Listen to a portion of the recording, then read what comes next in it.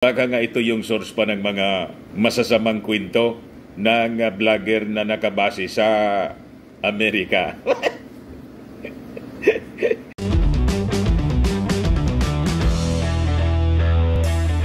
Ito naman po yung bago naming product na binibenta online.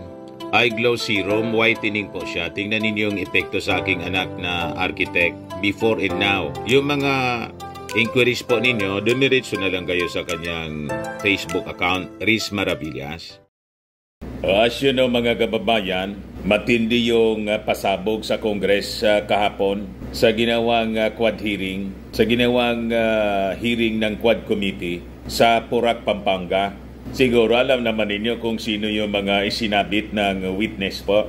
Si Congressman Pulong Duterte, yung asawa ng Vice Presidente, asawa ni Inday Sara, na si Atty. Mans Castro, tapos si Michael Yang. Tapos may mga iba pang sabit mga kababayan, kasama yung mga opisyal ng National Press Club. Yung isa nga mga kababayan, na-appoint pa ng ating Pangulong Bongbong Marcos. O di po, si Paul Gutierrez, na isang journalist. Yan. Tapos, itong si dating Environment Secretary Benny Antiporda na pangalanan din. So yun ang mga pasabog na balita. Bombshell na binitawan mga kababayan ng witness na si Jimmy Goban, dating intelligence officer po ng Bureau of Customs na nakakulong. Kaya po, mga kababayan, yung witness na isinabit si Pulong, si Mans Carpio, asawa ni Inday, si Michael Yang, yung dating economic advisor ni dating Pangulong Digong. Sabit mga kababayan sa Shabu shipment. Yan balita A former intelligence custom officer linked the son-in-law of former President Rodrigo Duterte and his former economic advisor to the case involving the smuggling of an estimated 11 billion worth of shabu into the country in 2018. Testifying at the House hearing na ginawa mga kababayan sa Villa de Bacolor Convention Center, si Jimmy Goban, pinangalanan po yung anak ng dating Pangulong Digong na si Davao City Representative Paulo Duterte, Atty. Manasseh Carpio, the husband of Vice President Sara Duterte, and Michael Yang as the owner of the container with magnetic lifters where a part of the shipment was found. Ito mga kababayan yung magnetic lifters kung saan nakuha yung shabu. Yan yung testimony mga kababayan itong si dating Customs Intelligence Officer Jimmy Goban. So ganon katindi mga kababayan yung naging pasabog sa hearing kahapon. Ayan siya mga kababayan, House of Representatives, public hearing of the House Quad Committee, Bacolor, Pampanga. Pakinggan natin mga kababayan yung porsyon ng isinagawang public hearing ng Committees on Dangerous Drugs, Public Order, Safety, Human Rights, and Public Accounts. Mga kagalang-galang na kongresista, the Honorable Chairman of this committee. Si Goban. Bago po sana ako mag-introduce, mas gusto ko po sanang basahin muna ang letter ko po sa inyo para mas malinaw kung ano po ang intention ko dito at kung tama po ang hinihiling ko sa inyo. Yan at bang, last part, Your Honor. Ang iyong babasahin ang buong kabuuan ng iyong affidavit? Your Honor, I may request that my case be investigated of this Quadcom Committee. To Honorable Ace Barbers, Congressman Bimbineda Abante, Honorable Congressman Paduano, and Congressman Dan Fernandez, as I am asking Your Honor, at least siguro kahit ito yung last 3 paragraph, with the forum which this Quadcom will provide, I wish to express my intent to be part of the investigation. And I undertake to tell the truth and nothing but the truth, to shed light on the proliferation of illegal drugs. Should you consider me as one of your resource person, may I respectfully request that I be given immunity from prosecution and placed within the jurisdiction of the House of Representatives or the Witness Protection Program, considering that my testimonies will cause serious and imminent danger to my life and are self-incriminatory. For your consideration and perusal, of course, Your Honor, I attach her with copies of my sworn statement containing my proposed testimonies in judicial affidavit, containing my retraction of my previous testimonies during the Senate, my testimony in the court, more particularly my statement that Colonel Asierto has personal knowledge of the importation of two magnetic letters containing shabu and confiscated in Manila International Container Port on August 7, 2018. Your Honor, again, magandang hapon po. Sa hearing po namin sa Korte, RTC Branch 35 sa Manila, binago ko na po yung statement ko doon. Na ngayon ko din po may lalabas kung bakit ko tinuro si Colonel Asierto para mag-disguise ako. Pero mas mabuti po na ikwento ko ng sunod-sunod para po malaman ng ating mga kalanggalang na kongresista at mga namumuno po sa bawat committee. Dahil ako po ay ngayon pong August 7 is my 6 years nung mahuli po yung magnetic letter sa custom. September, I think, kung di po ako nagkakamali, was my 6 years when I was cited in contempt in the Senate. Kaya pag binilang ko po, halos 6 years na po akong pinahihirapan sa kulungan. Hindi ko po mailabas ng todo ang aking hinaing. Dahil sa Senado pa lang, pagkahuli namin ng magnetic letter sa customs, pagdating ko sa Senado, tinutukan na ako ni Poncio Pilato. Yan po ang totoo. Nahuli po namin ang magnetic letter with shabu sa Manila Container Port together with PDEA. Then, kasama ko po si Colonel Pardo, Director of the NCR PDEA. Kasama pa rin po namin si Colonel Asierto. Kami po ang nagbuo nito para mabuo ang malahat at maayos at mahuli ang illegal na droga dahil yun po sa utos din sa akin ng Director ng CIS where I belong. Ako nga po pala si Jimmy Guban, Intelligence Officer ng Bureau of Customs before. Then I was also designated as the Chief OIC of the CIS Port of Manila. Ako ngayon ay si PDL Jimmy Guban with prison number 8223 P5046. Masama po pala manghuli ng illegal na droga sa loob ng Bureau of Customs. Sumunod lang po ako sa utos ng pamunuan. Dahil noon po ay katatapos lang natanggalin ang pinuno ng Bureau of Customs. Pinalitan na galing sa PDEA. Na ang pangalan ay si Commissioner Isidro Lapiña. During that time, Your Honor, operatiba na po ako. Organic pa akong operatiba ng Customs Intelligence and Investigation Service. That is 17 years. Marami pong inuutos sa akin, marami pong reports na nare-receive namin. That is still, nando doon ang mga tao ng first family at pati sila ay nag-i-impluensya. During their first few months, Your Honor, malami na pong nawawalang containers. Sa Port of Manila, sa Taguluan, MICP, missing. Even in our intelligence report, we received already about 7 to 10 containers loaded with shabu. Isa ho itong magnetic letter na isiswing nila na hinabol namin, inayos ko because I was then chef. May access na ho ako sa E2M. Nakuha po namin positibo, nag-joint press release ang BOC Commissioner at DG ng PDEA sa loob ng Bureau of Customs. It was a good accomplishment. Your Honors, pagdating ho sa Blue Ribbon Committee, nagbago. The night before the Senate Blue Ribbon Committee, may tumawag sa akin, hindi ko kilala, nag-ring ang cellphone. Another ring, may kasunod na text, nagpakilalang si Dis Mangawang.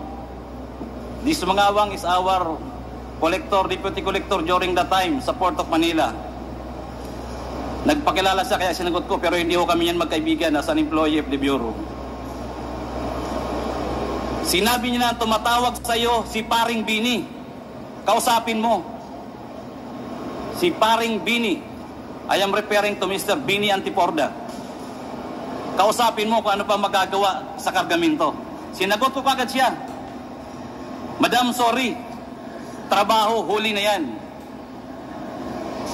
Ito yung minimin mga kababayan na paring Beni, si Beni Antiporda, dating Environment Secretary.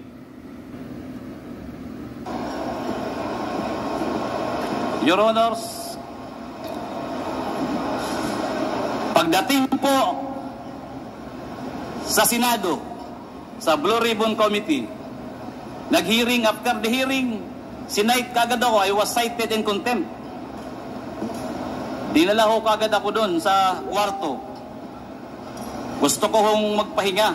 Tiningnan ko kung anong pwede kong magawa. Dahil mali pala ang magtrabaho ng tama. May sumunod po sa akin na kumatok. Sabi ko siguro kung may tutulong sa akin, nagpakilalang, taga Blue Ribbon to. Buksan mo pinto, babae. Sana po makuha natin ang CCTV. Nakita ko po staff ng Blue Ribbon. May sumunod po sa kanyang pumasok, diretso sa kwarto ko. Tuloy-tuloy po akong dinudoro. Jimmy, pag binanggit mo ang pangalan na to, pag binanggit mo to, mamamatay ka. Lalo na kung makarating ka sa Pasay City Jail. Di tatagal ang buhay mo. The worst, Your Honor, sinabay niya pa pati anak ko. Alam namin kung nasaan yung anak mo sa Makati. Madali kidnapin yan. Your Honors, alam niyo po ba kung sino yung mga tao na ayaw niyang ipabanggit? Na halos doon pa lang gusto na ako sipain, bugbugin.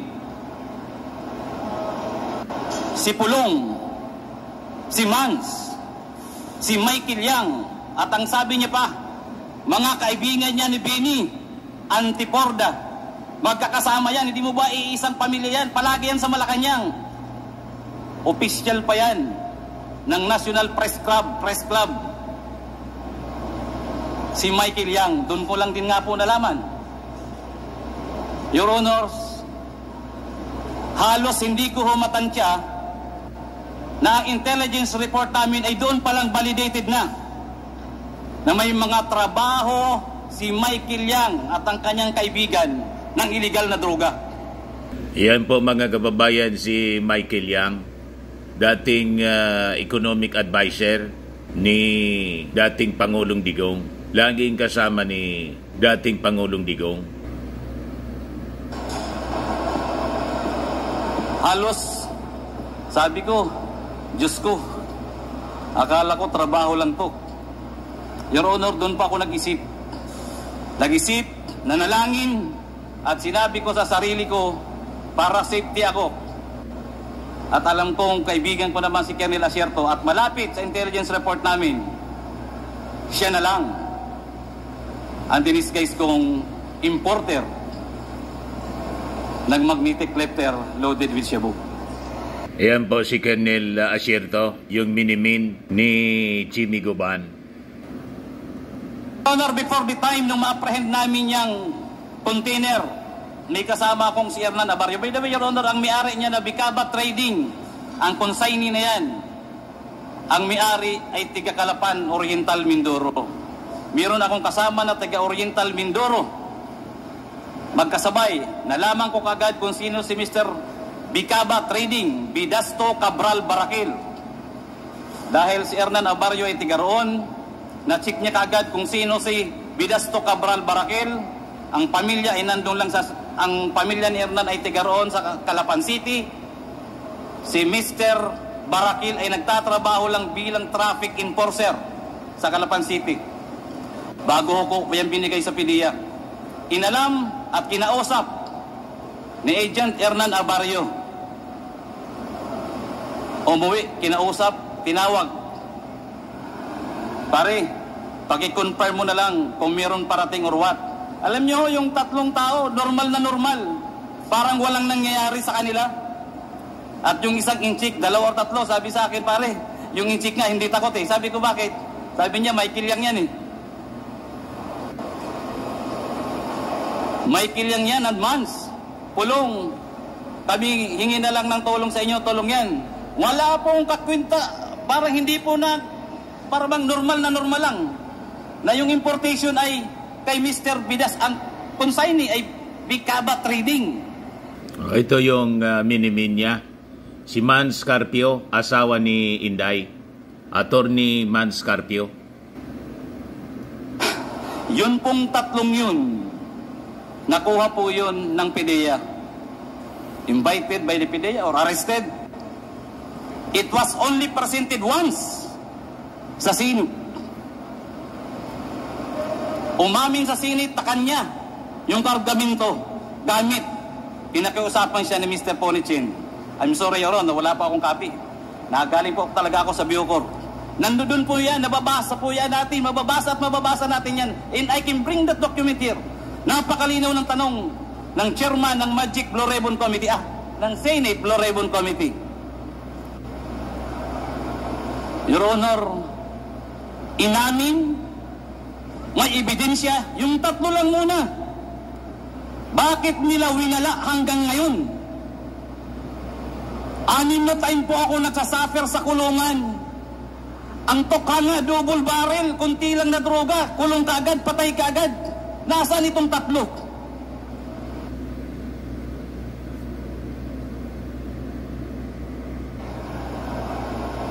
Your Honor, inamin, may ebidensya, yung tatlo lang muna.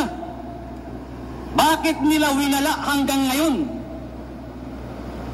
6 na time po ako nagsasuffer sa kulungan. Ang tokanga, double barrel, kunti lang na droga, kulong kaagad, patay kaagad. Nasaan itong tatlo? Si Mr. Bidasto Cabral Barakil, Lagrimas Katipan, Emily Lukigan, ang alam ko yung inchik, pinakawalan din nila. Ano ang meron? At bakit po ako ang dinidikdik hanggang sa Bucor? Nakarating ako na nanghuli lang po ako ng illegal na droga. Wala akong nawala kahit katiting. Inorderan po ng judge na sunugin, sinunog. Nandoon po ang testimonya ng mga PIDEA. Kasama kong PIDEA sa aking opisina sa Bureau of Customs. Kami po ang nanghuli. Ano po ang partikular na batas ang iba-violate ko? Conspiracy to import? Or yun ang grand conspiracy na linisin ang pangalan ng Past Family at si Michael Yang para pagsalitain pa ako at papirmahin na ang kasama doon sa importation na isang politiko na kalaban nila na hindi ako pumayag. Dahil sabi ko walang alam yan. Hanggang ngayon po, malinaw. Basahin ko man po ang testimonya ko hanggang ngayon. Magaling pa siguro po ang unti kong memory card. Hindi ko po makakalimutan kung papaano ko sinakripisyohan yan. Ako ho, ikinulong. Buti na lang may Diyos. Pagdating po sa kulungan, may mga tumutulong sa akin. May mga lumalapit ho. Natistigo kung sino si Michael Yang, paano nasunog ang Bureau of Customs, paano pinatay ang empleyado ng mga taga-customs. Bakit ang daming releases during the time ng mga containers na nawawala hanggang ngayon hindi iniimbestigahan? Napakasakit po mga kalagalang-galang na kongresista at sa iba pong mga resource speaker dito. Andito po ako, I am seeking for truth and justice. Nothing less, nothing more. Thank you, Your Honor. Meron pa, pero mamaya naman, baka tumasok. So kahindik-hindik mga kababayan yung naging revelasyon ni Jimmy Guban. Ngayon, ipagpatuloy natin doon sa pagtatanong, question and answer na with the members of the Congress, of the Quad Committee. Ang malaman kung ikaw ang gumawa nitong affidavit na ito at kung ito ba ay iyong pirma, pwede bang pakiconfirm mo? Yes, Your Honor. With the assistance, meron ako. Para sigurado tayo. Yes, Your Honor. Basahin mo muna, Mr. Jimmy Guban. Let it be known that by the members of this committee that what you have right now is the actual statement. that you were mentioning a while ago. Baka tingnan mo mabuti. Thank you, Mr. Chair. Your Honor, nahalos nasabi ko na to, pero if necessary na babasahin ko po para po sa kaliwanagan. Siguro, tatanungin ka namin doon sa mga sinulat mo para makita natin kung ikaw ba talaga ang gumawa at ikaw ay nagsasabi ng katotohanan. Yes, Your Honor. With the help of my lawyer, gawa po namin to. Kaya lang po, sabi ko nga, nagkikwento ako, nasa loob po ako ng National Bilibid Prison. Hindi po fresh ang mind ko, pero halos ito na rin po yun. If I may, Your Honor, if I may proceed to read. Sige, make it very short, Jimmy. Pwede mo ba number 3 na? Number 2. In the early part of 2017, during my meeting with a certain alias Henry, a Chinese national known importing of various goods in Bureau of Customs, he introduced to me Councilor Nelo Abellera, known as Small Boy. In the said meeting, Small told me that he is the business partner and trusted man of Michael Yang, Pulong Duterte, the son of the President Rodrigo Duterte, and Attorney Mans Carpio, the husband of then Davao City Mayor Sara Duterte. In that, as their business partner and trusted man, he was tasked to facilitate the release of shipment from the Bureau of Customs, which according to him were usually pants and clothes, agricultural products such as sugar, rice, and vegetables, among others. Councilor Small Abellera requested me not to be strict with their shipment after the meeting. Councilor Small always talked to me over the phone and sought my help in the release of their shipment, to which I acceded. In the meantime, our office received reports from our confidential informants, usually bodegueros and painantes of the shipment facilitated by Councilor Small Abellera, that illegal drugs were mixed up with said shipment. As an offshoot of said intelligence report, Director Adzar Albani of CIS Bureau of Customs issued to me a memorandum dated March 2018, re-importation of illegal drugs, monitoring, profiling, recording of imported goods. On account of our intelligence work, various shipments were alerted in various occasions. Small requested me, luwagan mo yung mga shipment na yan. Alam mo naman na kila Michael yan, Pulong at Mans. Said container shipment were reported missing while on hold and alert status. In POM, MICP, yun po yung nabanggit ko kanina, pati po Taguluan, as well as other international ports in the country, prompting the House of Representatives to invite Customs Commissioner Lapina and to shed light thereon. Between the months of May and June 2018, Colonel Jojo Asierto shared to me an additional intelligence report about shipment of illegal drugs at the Bureau of Customs. In that through profiling, backtracking, and tracing of documents, we were able to find out overstaying cargoes, one of which was the Bicaba trading shipment. Upon discovery thereof, I instructed my staff to verify if an importer consignee named Bicaba Trading is duly accredited with the Bureau of Customs Accreditation and Monitoring Office. After verification of Bureau of Customs Accreditation and Monitoring Office, it was found out that Bicaba Trading was not an accredited importer or consignee by the Bureau of Customs. Based on the information gathered by our office, Bicaba Trading is owned by certain Vidasto Cabral Baraquel Jr., his live-in partner Maria Lagrimas Katipan, who are business dummies of businessman importer Pony Chen, and his former wife Emily Lakigan, who are resident of Calapan, Mindoro. I ordered my subordinate Aito Fernan A. Abarrio to proceed to Calapan, Mindoro and validate said information. While in Mindoro, Aito Abarrio was able to meet Vidasto Cabral Baraquel Jr., Maria Lagrimas Katipan, Pony Chen, and Emily Lakigan. During said meeting, Abarrio called me and asked me to talk to them by phone. During our conversation, Pony Chen asked me to help release said shipment and said vernacular, "Wag ikaw matapot kasi sila Mans Carpio, Pulong Duterte at Michael Yang ang may-ari ng shipment." When it becomes certain that the shipment of Bicaba Trading was located in the MICP, I reported to General Quinto this fact so that he should request Commissioner Lapina for the issuance of hold in alert order. That request was approved by then Commissioner Lapina. On August 7, 2018, when we arrived at the MICP, the container was ready at the designated examination area, ready for its opening. After the container was opened, 2 magnetic reflectors were found inside container. In the presence of PDEA headed by Regional Director Pajardo and BOC official including General Quinto, MICP District Collector Attorney Bakiran, MICP BOC personnel, the magnetic reflectors were forklifted and taken out from the container. It took some time, however, to open the magnetic reflectors, so I had to go back to Colonel Acierto to inform him about the difficulty in opening them. After a while, Colonel Acierto called me back and gave the instruction, the details of which I also relayed to the PDEA agents in order for us to open these magnetic reflectors.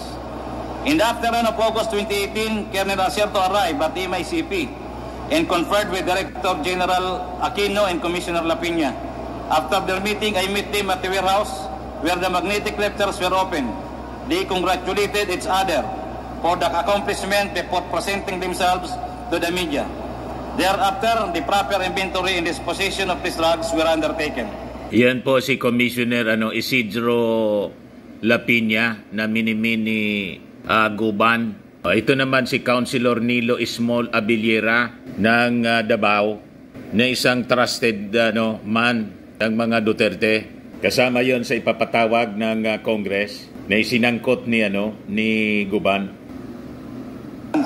In non-peasants of Bureau of Custom officials, employees, Senator Richard Gordon, PS Resolution number 843, directing the appropriate Senate Committee to conduct an inquiry in aid of legislation into the alleged shipment of 6.8 billion worth of shabu smuggled into the country and the possible lack of coordination among the Bureau of Customs, the Philippine Drug Enforcement Agency, and the Philippine National Police by Senator Emmanuel D. Pacquiao in PS Resolution number 849 to conduct an investigation in aid of legislation on how a shabu shipment worth 6.8 billion managed to enter the country through the Manila International Container Port and is slipped through the inspection of Bureau of Customs by Senator Trillanes, Sontiveros, Trelon, Aquino, and De Lima. On September 11, 2018, in which I was invited as a resource person, I was cited in contempt, notwithstanding the fact that I thoughtfully answered the questions propounded on me by Senator Gordon, then chairman of Blue Ribbon Committee.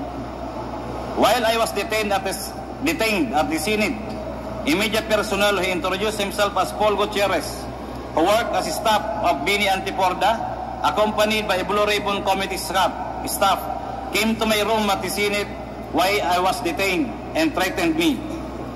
Huwag mong banggitin ang mga pangalan nila, Pulong, Yang at Mans. Alam namin kung saan nakatira ang pamilya mo. Alam din namin na nasa Makati ang anak mong lalaki. After a couple of days, Senator... So yan mga kababayan, si Paul Gutierrez, na-appoint pa ng ating Pangulong Bongbong Marcos, itong si journalist Paul Gutierrez as new chief ng Media Security Task Force. Ayan po, siya yung minimin ni Jimmy Guban na nanakot sa kanya. Kaya tama po itong sinabi ni Marcos loyalist Benji Contreras. Sabi ni Benji, ayon sa pasabog na testimonya ni former Bureau of Customs Intelligence Officer Jimmy Guban sa hearing ng HOR Quad Committee, binantaan siya ni Paul Gutierrez na huwag banggitin ang mga pangalan na Pulong, Michael Yang at Mans Carpio sa Senate Blue Ribbon Committee investigation noong 2018 tungkol sa 6.8 billion worth of shabu na pinag-smuggled using magnetic filters. Kung hindi meron, mangyayari sa kanya at pamilya niya. Now, this Paul Gutierrez was appointed by PBBM last May 2023 as the new Executive Director of the Presidential Task Force on Media Security. The palace should investigate him and his connection with Pulong, Mans Carpio, and Michael Yang. And if it's true, as what alleged by Jimmy Guban, he should be kicked out from PBBM administration. baka mall pa siya ng mga Duterte sa palasyo. Sabi ni Benji Contreras. Tama po yung analysis ni Benji Contreras, mga kababayan. Baka nga ito yung source pa ng mga masasamang kwento ng vlogger na nakabase sa Amerika. Yung puting ahas niya, Mr. Maravillas. Malamang may na-appoint pa yung ating Pangulong Bongbong Marcos. Baka recommended pa ng mga Duterte ni Inday. Nang magka-unity pa. So, kailangan talaga po ang total cleansing sa Palasyo Malacanang. Baka yung minimin ni Super Ate, mga kababayan, na mga demonyong may mga demonyong nakapaligid, mga kababayan, sa Palasyo Malacanang. Di kaya ito? Ikaw talaga niya, Mr. Maravillas. Walang kidding aside, nakakapanindig balahibo po yung pasabog ni Guban. Lumalabas, under narco state tayo sa previous administration, sila mismo. Di ba yun ang lumalabas? Pero sabi po ni sabi ni Ace Barbers, very fair si Congressman Ace Barbers. Hindi pa man niya gospel truth ito. Under evaluation namin ito. Ayan, sabi ni Barbers, Guban testimony not yet gospel truth, still needs validation po. Pakinggan natin itong statement ni Barbers. Agree with you. In fact, we asked that question. Tinanong natin siya. Sabi natin, anong motibo? Bakit nagbago ang iyong desisyon? No? At nag-recant ka ng iyong statement. Ang sabi naman niya, gusto niyang magkaroon ng totoong justisya dahil napilitan siyang sabihin. Di ba hindi dapat niyang sabihin? So, kaya, yun ang pinaka-point na nakakagulat. Apparently, there seems to be a pressure kung siya ay tumistigo noon. Na kung saan, naging dahilan para din siya ay tumistigo. Meron pa bang Guban live witness na darating? Well, yung mga ganyan, marami pang siguro, ayun nga, kagaya na sa pag-usapan ko, maraming gustong mag-share ng information. At itimbangin talaga namin ito. Makakaasa kayong lahat na hindi kami sasali sa anumang politically motivated committee reports dito dahil sa amin, katotohanan, para sa bayan, para sa ating mga anak ito. Yan, mga kababayan, ang sabi ni Congressman Ace Barbers after the hearing. Ngayon, itong si Paul Gutierrez, sabi niya, I do not personally know, nor have I ever met, even up to now, any of the Dutertes, Attorney Man Scarpio or Michael Yang. I also never had any personal or professional dealings with Mr. Guban while I was covering the customs bit, although the things I've been hearing about him at the waterfront are all unsavory.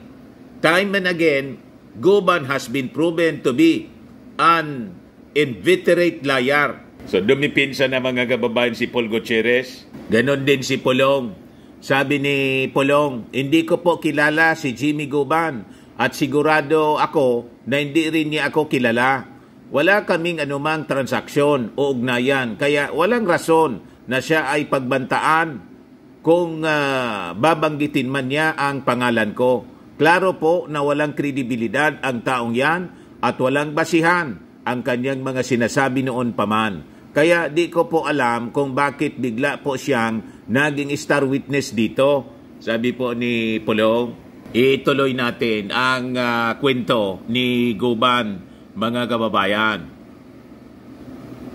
Executive session and advise me to tell the whole truth during the hearing. Otherwise, I will continue to languish in the Senate for a long time. Acceding to his advice, I told him all that I know about the illegal drugs being imported to the country through the Bureau of Customs. However, due to the tricks of Paul Gutierrez, I never confided to him that Mans Carpio are involved in illegal drugs importation at various ports of the Bureau of Customs, more particularly the illegal drugs found in cyst at MICP. The night before the Senate hearing, my cell phone rang for 3 times but I intentionally failed to answer said calls. After several calls, which I again did not pick up, I received a text message introducing herself as Miss Mangawang of the Bureau of Customs. When my cell phone rang again, I answered the call, and the one who called was Miss Mangawang, and she asked about the Bicaba trading shipment. She asked me anong magagawa dyan sa shipment na yan.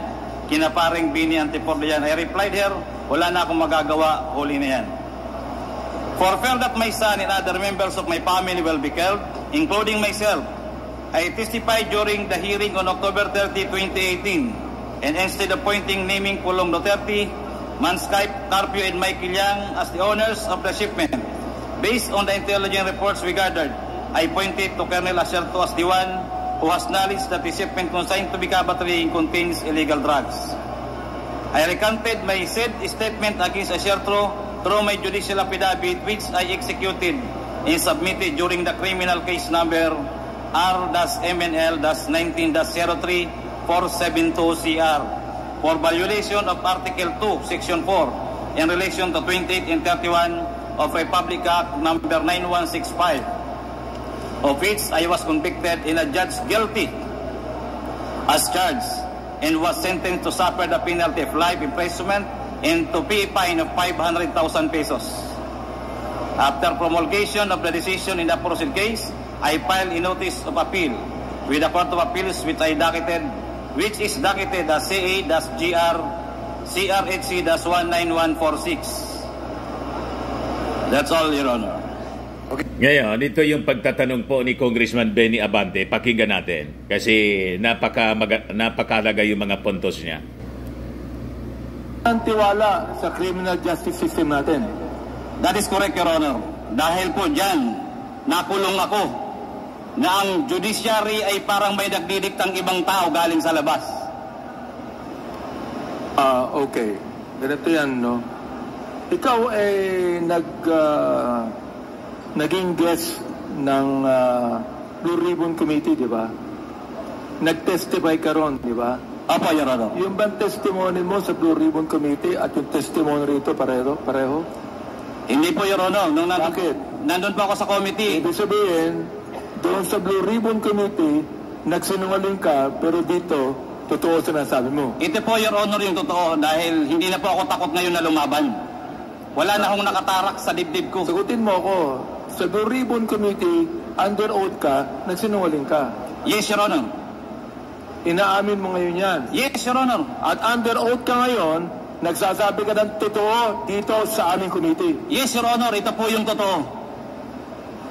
Alam nyo kasi, pagka minsan nanonood ang taong bayan hindi ba? Opo.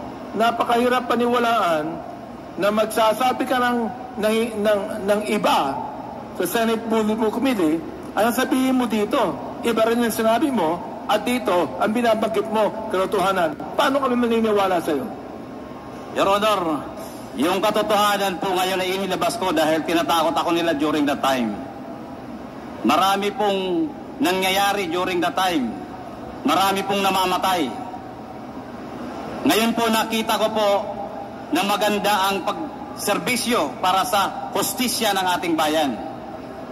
Kahit po ano po ang gawin ko noon, kahit sino pong siga during that administration, sa dami ng namamatay, kunting salita lang nawawala sa bayan, sa lipunan. So ngayon po, ang tamang panahon, inantay ko po, Your Honor.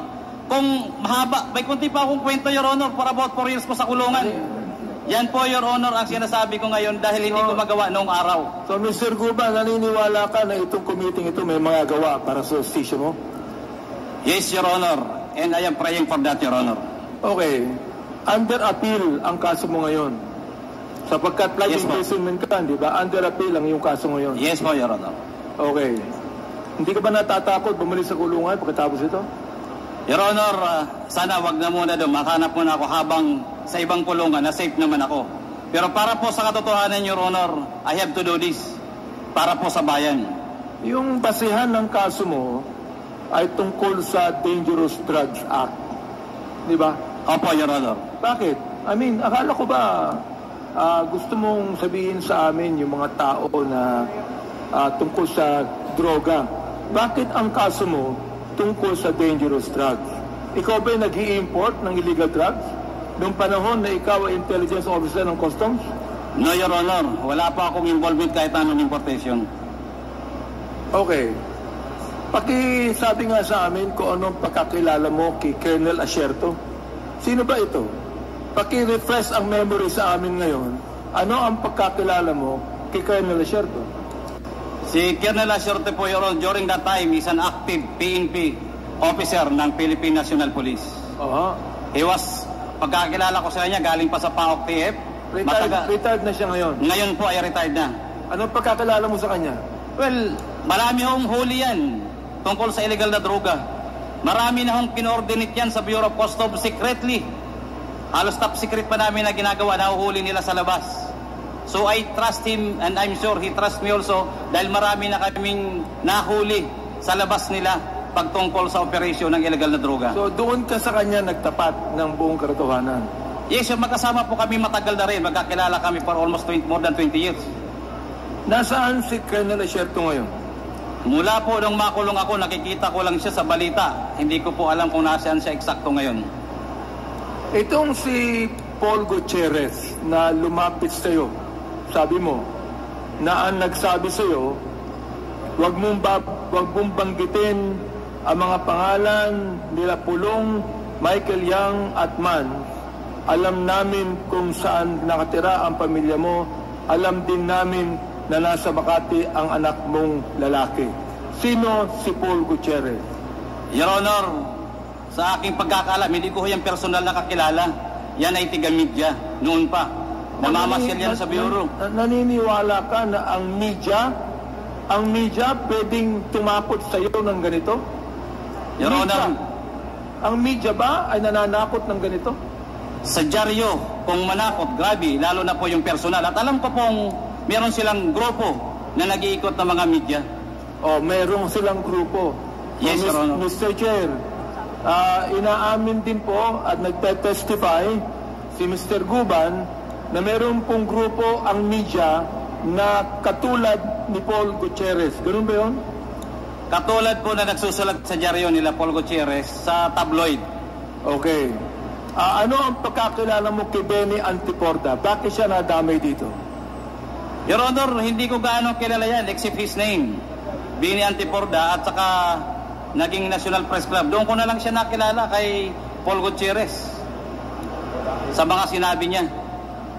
Hindi familiar raw sa akin. Ang alam ko lang po sa Bureau of Customs, sa intelligence report namin, namamasyal. Pero ganun lang, wala po akong kilala na ano pa man sa kanya. Hindi mo siya kilala masyado? Hindi po. Hindi mo alam na siya ay media rin? Alam ko lang po dahil nasa National Press Club. Nababasa ko rin po yan minsan sa news na he was, I think, became a president of the National Press Club. Ito pong Miss Mangawang na saan to involved? Ito Miss Mangawang. Siya ba ay kasama sa BECA ba, trading shipment?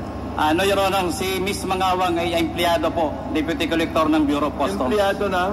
Bureau of Customs. Bureau of Customs. Opo. Ang nasabi niya sa'yo, tinanong ka niya, anong magagawa niyan sa shipment na yan, kinaparing Benny Antiporda yan, I replied to her, wala na akong magagawa, huli na yan. Bakit po nasabi yun?